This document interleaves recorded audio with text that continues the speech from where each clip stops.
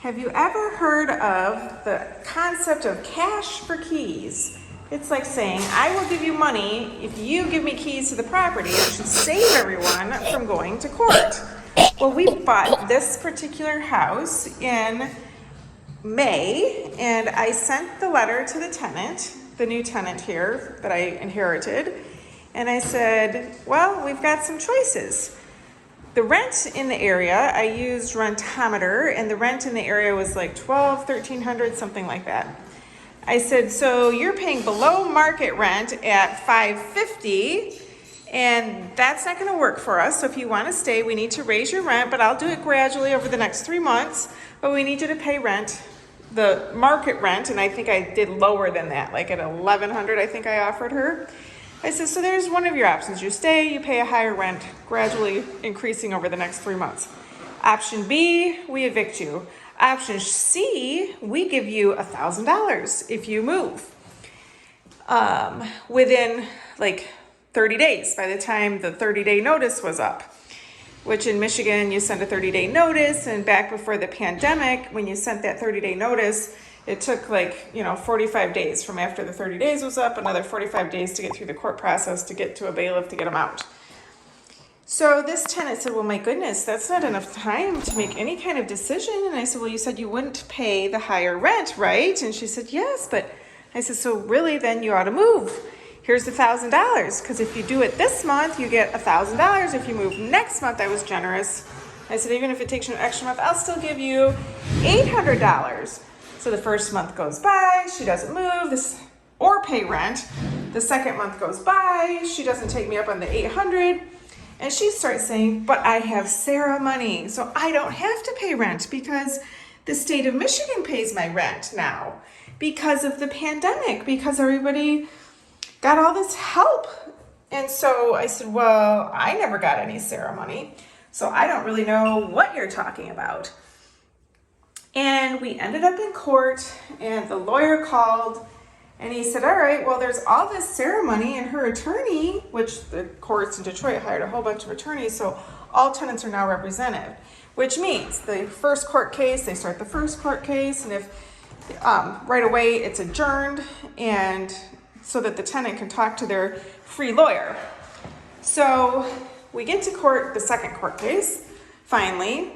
And at the second court case, where we actually get to talk it all out, when she's already had a conversation with her free lawyer, the free lawyer tells my lawyer, well, I have a check right here on my desk. You should take it.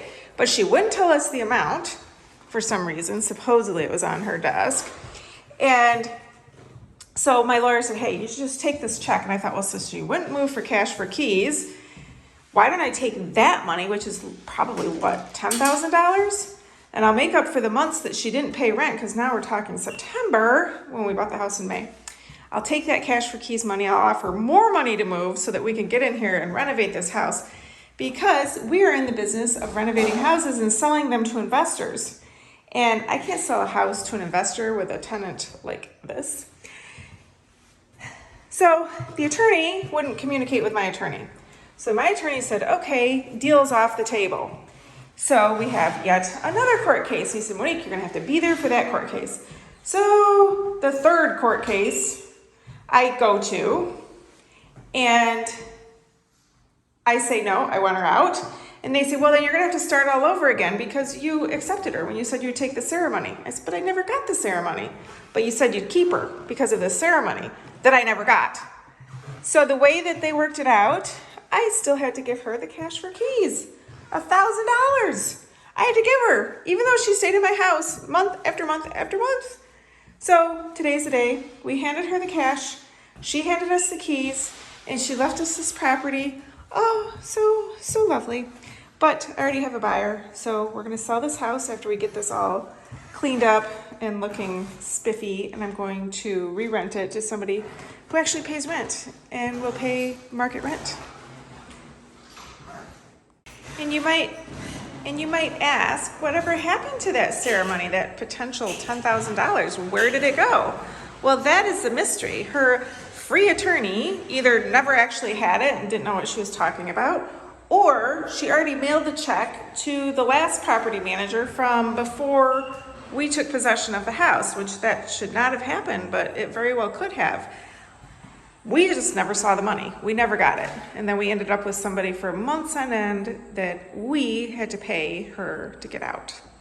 Not saying you shouldn't buy houses in Detroit. I'm just saying don't buy them with the deadbeat tenant in them, because you could end up with all the problems. Like, there's all her garbage right out there. I'm saying buy a house that's completely renovated with a brand new vetted tenant paying market rent, and buy it from us.